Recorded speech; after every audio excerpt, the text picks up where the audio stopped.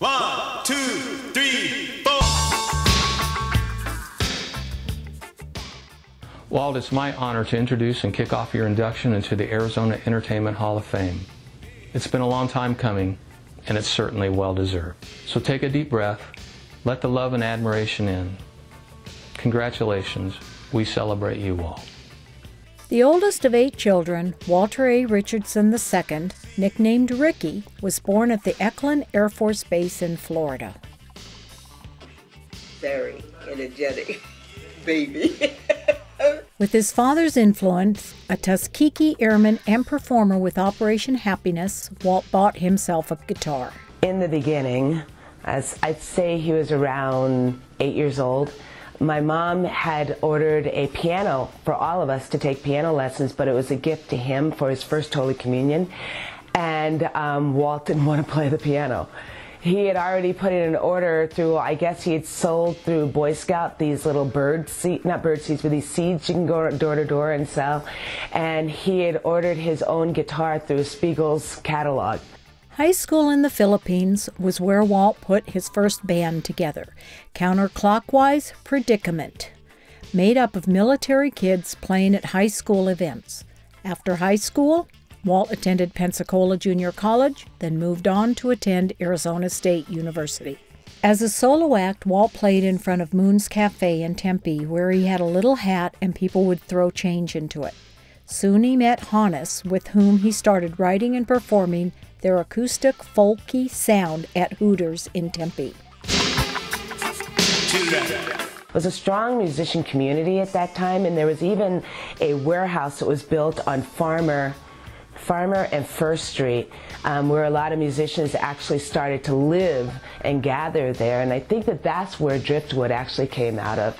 I met Walt in the early 70s. He was just coming on the scene, and we were both actually playing down on Mill Avenue quite a bit around Tempe, and we both played at a place called Chewy's, the original Chewy's. He's building his Morning Star band.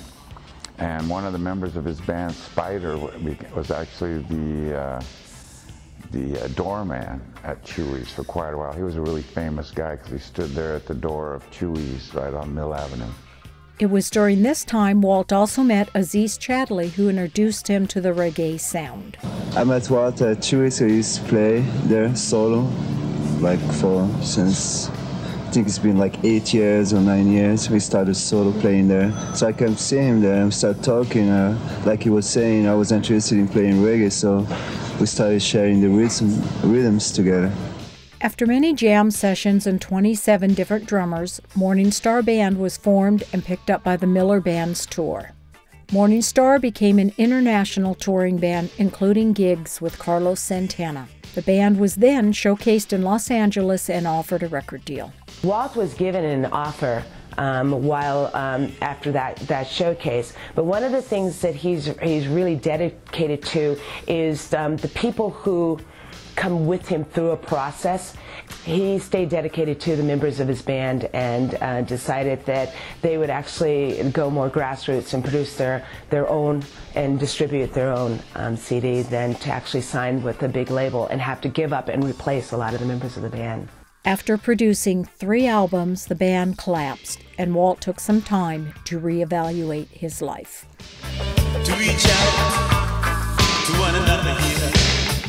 During that period of time, he actually ended up going into the schools and doing work with kids in the schools with me. We formed a program called The Musician and the Storyteller. He would go to particular organizations and offer to use the concert or use the festival as a way of fundraising.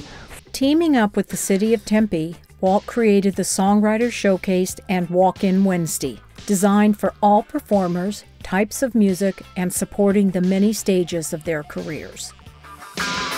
It's time to heal this earth, it's time.